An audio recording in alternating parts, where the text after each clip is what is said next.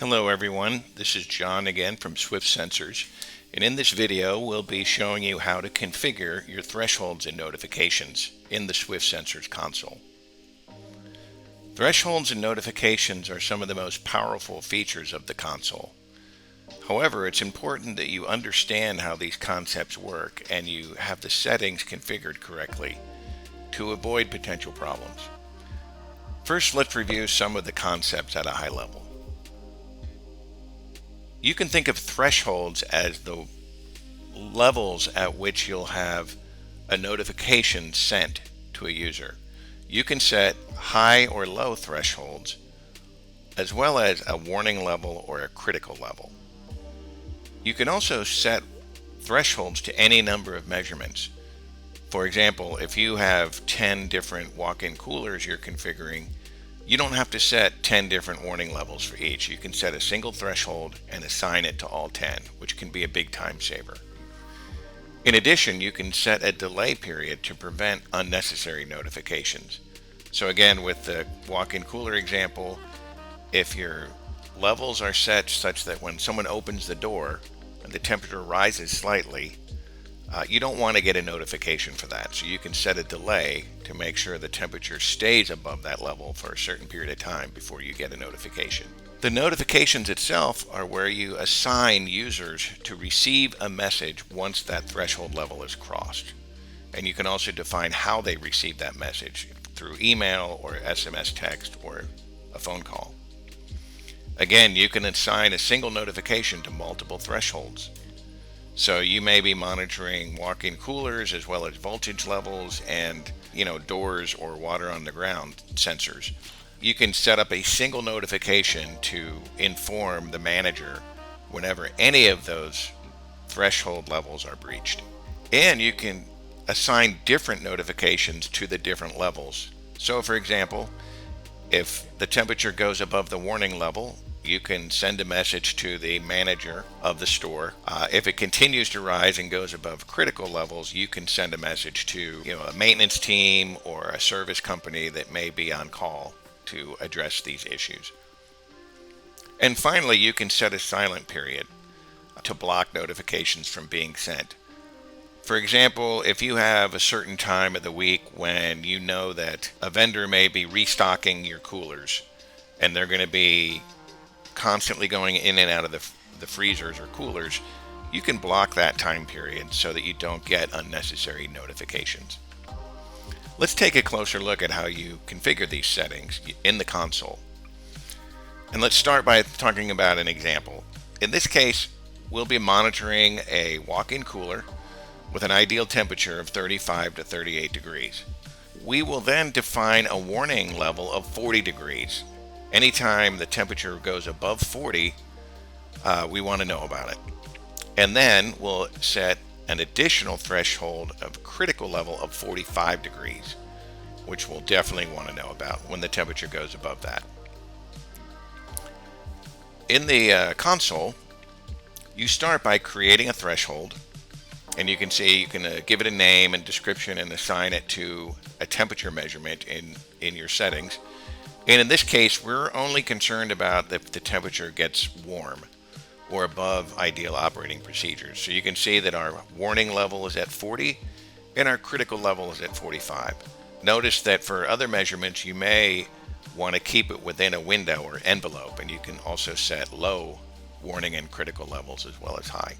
You don't have to use both levels. You can just set one threshold at a warning or critical level and ignore the rest if you want to keep it simple. The notification, again, is where you define how you want the message to be sent. In this example, we're defining a notification to be sent by email only, and we're tying that notification to the high warning and critical levels. So when either one of those levels are exceeded, then an email will go out. And at this point, you can also define which users get that email.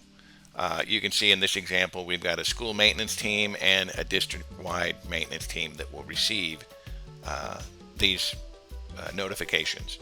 You can also see all of the measurements that threshold is assigned to. which will drive these notifications. So we have a number of freezers and coolers tied to this notification.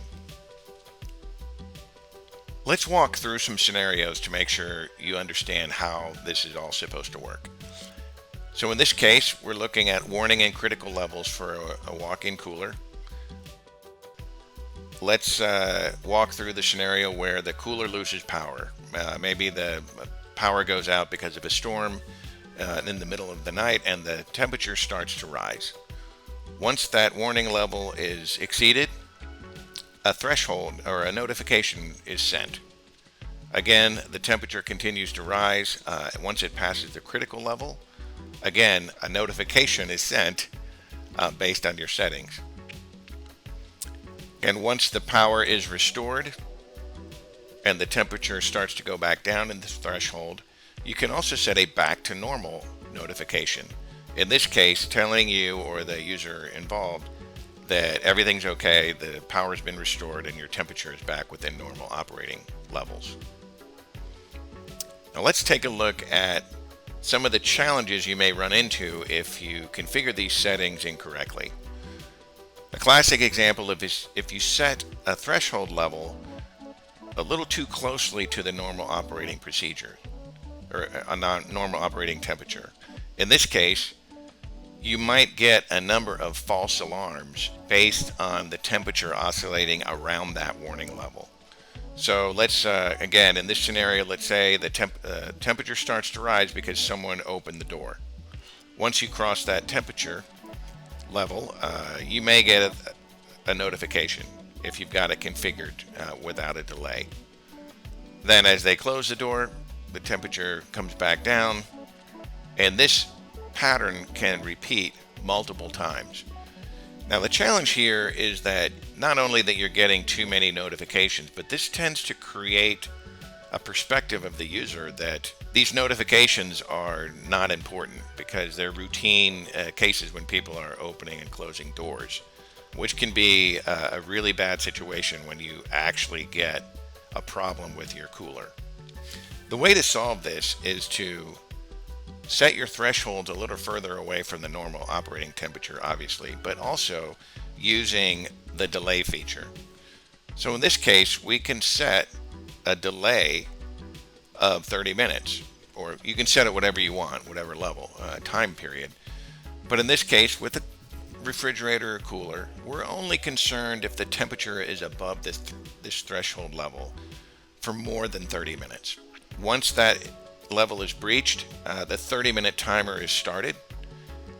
And you'll see in this case, if it's just because someone opened the door and then they close it and the temperature goes back below that level, everything's fine and no notifications are sent. Now, as we continue to go through the day, again, when the temperature goes above the threshold, we'll start the timer once again. And again, if it doesn't stay above 30, no notification. However, if the temperature does stay above that threshold level for more than 30 minutes, then you'll receive the notification. That is actually the event that requires notification. It's when the temperature exceeds the threshold and stays above it for 30 minutes based on the setting in the console.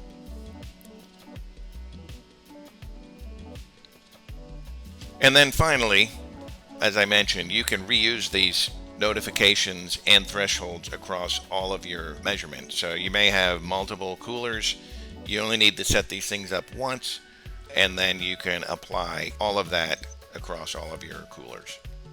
Or you may have a case where you have coolers and freezers, so you have separate threshold levels for the cooler versus the freezer, but they all are tied to the single notification to tell the managers involved when one of those exceeds the proper operating temperature.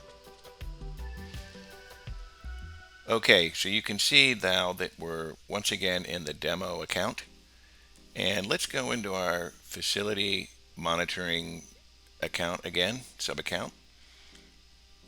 And here's all of our sensors and measurements. And what we'd like to do is set up a threshold and a notification and attach it to one of these measurement readings. So you'll notice that many of the temperature measurements are green, which is an indicator that it is within the limits defined by the thresholds. So if you look at this chart here, this is the historical data from this particular sensor, and you can see the warning and critical thresholds show up here. So this particular measurement has a threshold and a notification. If we scroll down, let's look at one of the humidity measurements. So in this particular sensor, it's measuring temperature and humidity in the server room. Now humidity is blue, which means it does not have a threshold here or any notifications. So we're just simply reflecting this measurement without acting on it.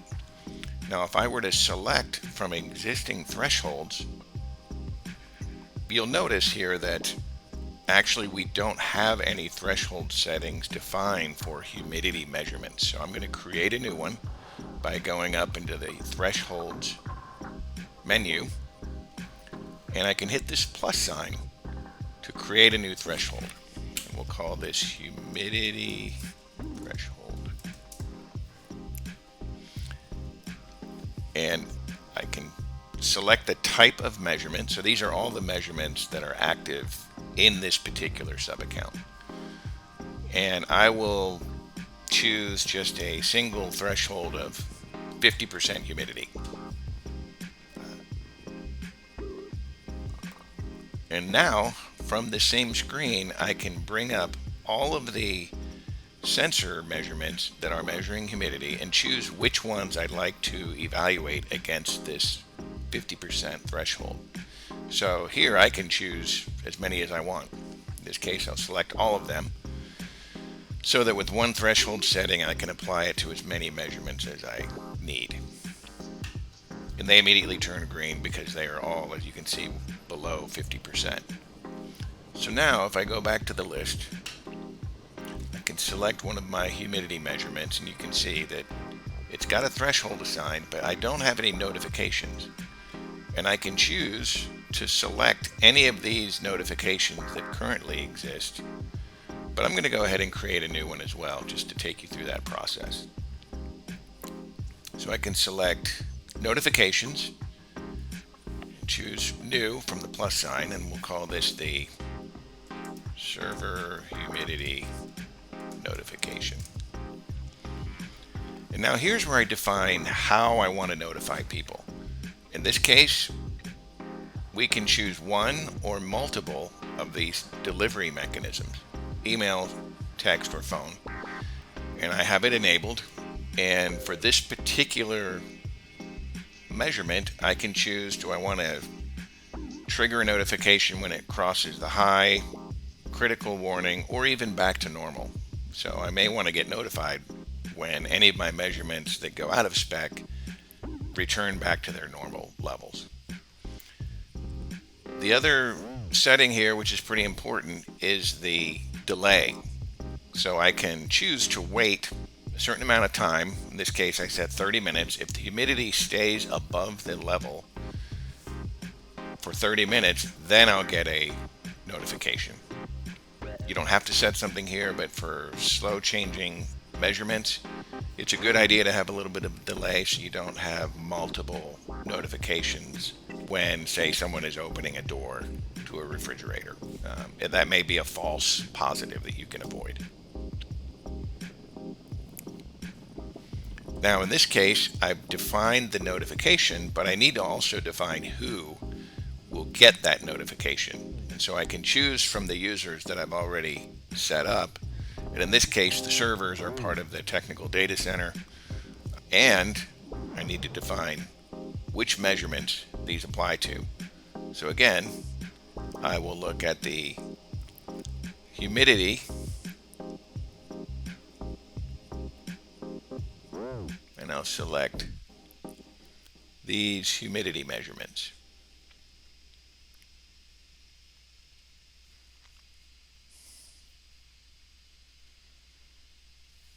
And you'll notice once again, when I go back to my humidity measurement here, now I have a threshold assigned, and I also have that notification defined for this particular measurement.